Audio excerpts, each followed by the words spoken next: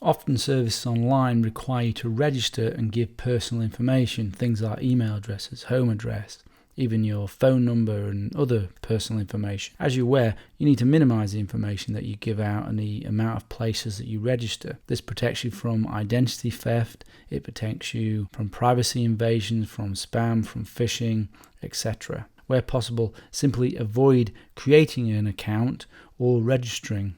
One service you can use or try to use is BugMeNot. So say for example you want to use some of the services on imdb.com.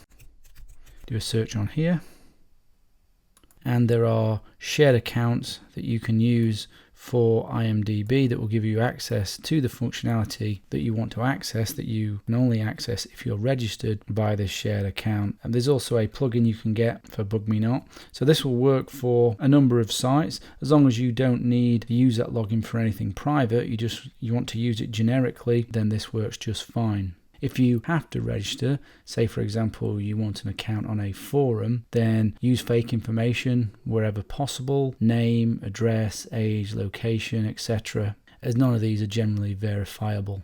Often you need to enter an email address for registration, as it's used to send you a verification email. One option is to use what are known as throwaway or disposable email accounts. Guerrilla Mail is one of the most well known. So if you look here, this is auto-generated an email address for me. If I register with that email address, I'll start to see my emails here, and then I can respond to that for my registration. There are a number of other ones available. Here are some of the other ones.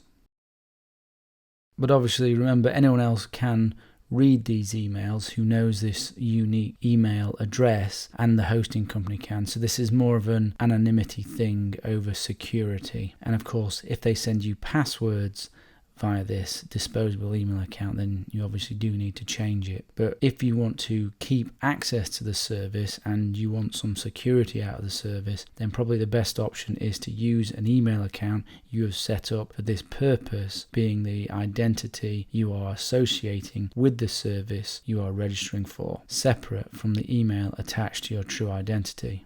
You can also set up an email account just for throwaway registration, separate from the email account you normally use for communication, such as register123@gmail or the like, something like that. That's what I use for registration when I do need to register for things that are low priority services. Some services require phone verification via voice or SMS. There are sites you can use to receive SMS messages. You can use these for SMS verification. They are public though, in the same way the emails are. So if you see here, this is an example site. You would give them this phone number, and these are the text messages that are getting sent to this all the time. If we click here, you can see this site offers a number of different phone numbers that you can choose to register with, and you can see this is receiving messages all of the time. Some interesting messages here. I wonder what this is all about. I mean, people can use this obviously for non-private but anonymous communication with people. If you do a search for receiving SMSs online or searches like that, then you'll find other sites that do the same, and there are lots of them, and some of them are free. There's a list here on this link of 10 such sites where you can receive SMS messages. But it may not be suitable to use a public service like this. If you need serious anonymity, in some countries it may be easier to buy a SIM card and a phone with cash anonymously. These are known as burner phones. You can use one of these for the registration and then not use it again. Switch it on away from your home and preferably in a crowded place. Receive the SMS confirmation and switch it off. Obviously, this is only for those with serious anonymity needs.